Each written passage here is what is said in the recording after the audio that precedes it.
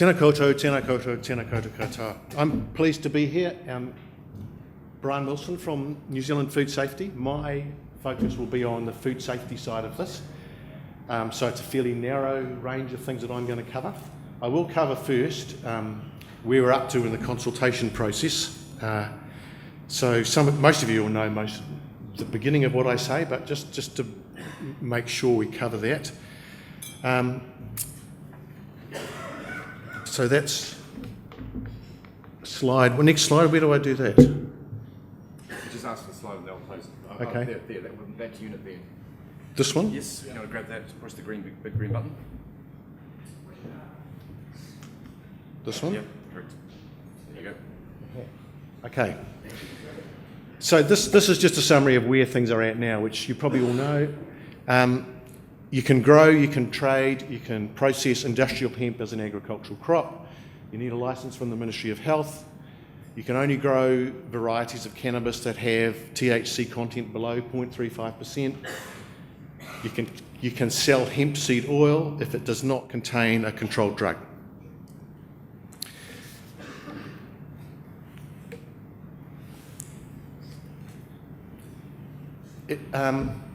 So the food standard, the Australia and New Zealand Food Standards, FSANZ as we call it, Food Standards Authority of New Zealand and Australia, considered whether hemp should be able to be grown as food and has decided that hemp seed should be able to be offered as a food for sale. So you're probably wondering, well, having done that, why do we need another consultation round in New Zealand? Well, the answer is because there's a bunch of New Zealand legislation that needs to change in order to give effect to that decision. So that was the consultation we've just done. And that's the legislation that needs to change in order to make this work. And this is the process which we now need to go through in order to get that completed. So we are at the end of the consultation. I'll talk about what the consultation has said at a very high level in a second. Law changes won't be able to be made until the end of this year because it takes a fair process to get through that. Ministers need to decide whether they want to do it to start with. Then the law needs to be drafted, it then needs to go through the formal decision-making process, and then it needs to go through Parliament. So it won't be until 2019 that the new law is in place.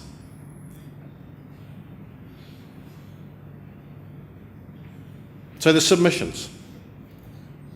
We are analysing those now. We're not finished analysing those, but it is clear that there's strong support for the proposals to be able to sell hemp seed as food, and some concern about the scope and workability of the industrial hemp regulations.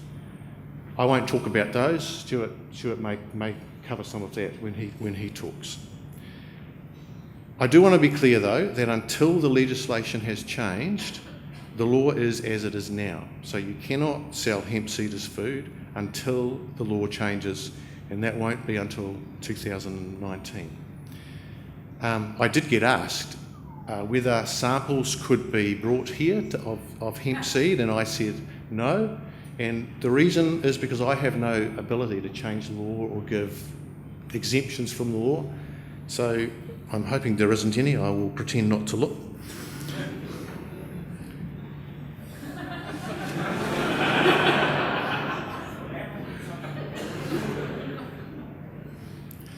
So consultation was from the 10th of May to the 20th of June. I did want to make the point that thank you for responding to the consultation. It is really important when we do these sorts of things that people tell us what they think. If you don't tell us what we think, we don't know where we've got things wrong or where we've got things right. So consultation is not just a formality. We do need to get responses from people. So thank you very much for that. So what I want to do now is assume that the government decides to progress with the changes to the New Zealand law, and then what will that mean, in particular in respect of food safety requirements? What do you have to do if you want to sell hemp seed as food? So the proposal is that hemp seeds can be sold as food, but they must be hulled and non-viable, that the whole seed cannot be visible in the food. If that's the case, you won't need a licence from the Ministry of Health. You will be able to use whole seed to make, for example, protein powders, but if you want to use whole seed, you will need a licence from the Ministry of Health. And on the right there, I'm not going to go through that. That's just a summary of what the labelling requirements will look like. So you can get a copy of this presentation afterwards if you want to look at what the labelling requirements. So, food safety requirements. This is the core role of New Zealand food safety. Once you start selling food products, you will need to meet food safety requirements. And those requirements go right from the growing of food to the sale and offer in retail places. There's a number of ways you can meet these requirements. I'll talk through at a high level the easiest way, and we call it National Program 1 because it'll probably apply to most of you. I'm hoping that one of my team, Sally Johnson, is here. She's down the back. If you've got more detailed questions, you can ask Sally either afterwards or later more detailed questions about how this works. So I'll just cover it at a high level. The basic idea is that you need to register with either MPI or your local council. You need to show how you will produce food safely. So that's sort of the plan. You will need to keep records about how you do things.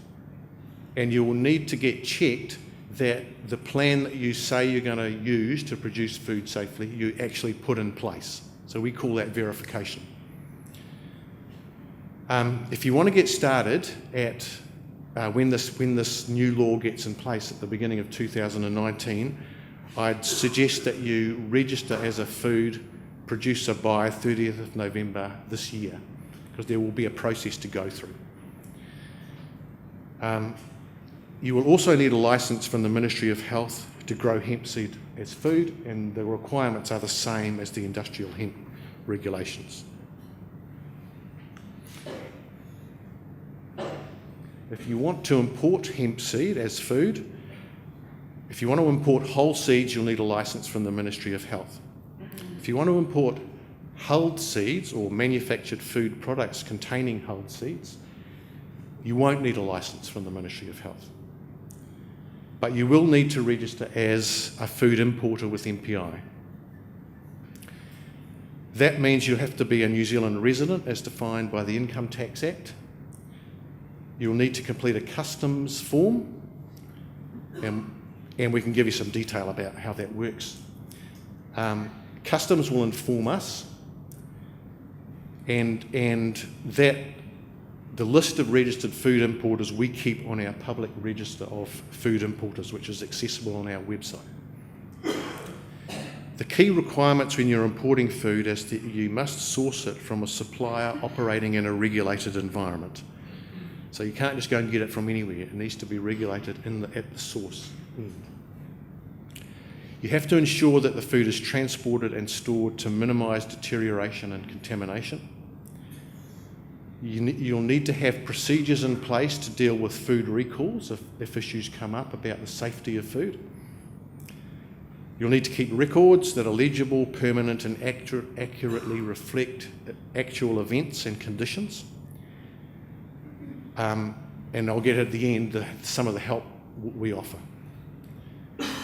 The other thing I want to remind you of is you will need to meet biosecurity requirements if you're importing seed.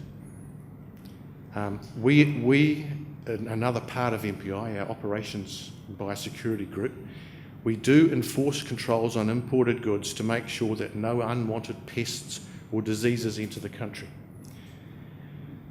And it will be your responsibility to ensure that imported foods are free from pests and diseases. If we do inspections at the border. If we find pests and diseases in something that's imported, there's three things we will do. In some cases, we will destroy. We will require the shipment to be destroyed.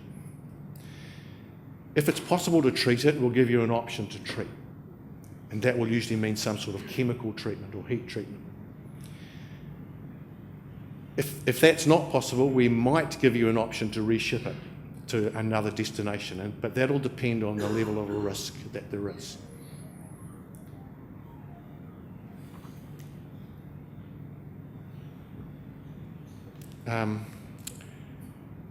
So there is an import health standard that provides further information, and that can be found on our website, and I'll come to where you look.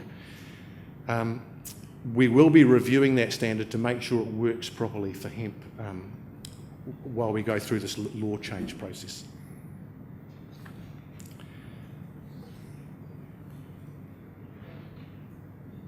I don't know why people put the pictures of the chemical structures of these two things up here. It looks good though.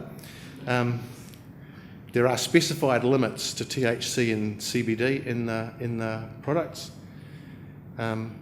You probably know these as well as me, 5 milligrams per kilogram for THC and 75 milligrams per kilogram for CBD.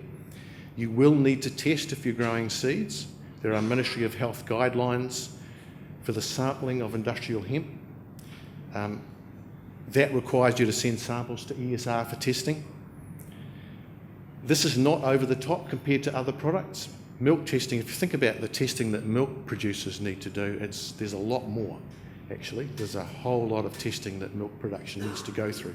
So this is not unusual, having testing applied to food products.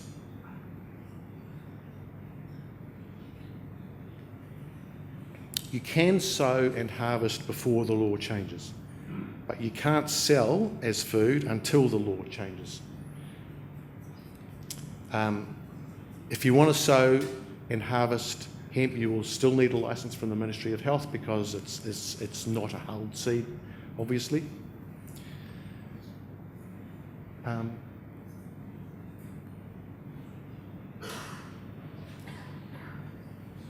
So we're developing specific guidance for hemp.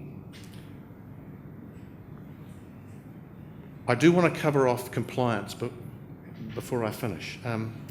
We do have a compliance activity in MPI, and we do use it.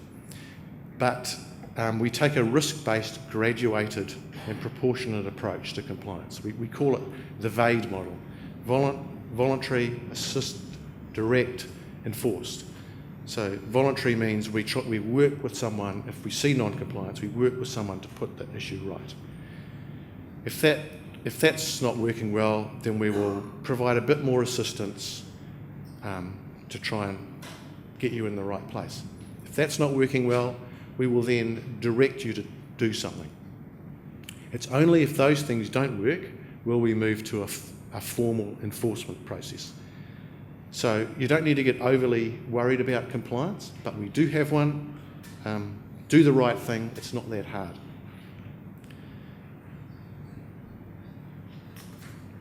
So the last slide is really a contact slide.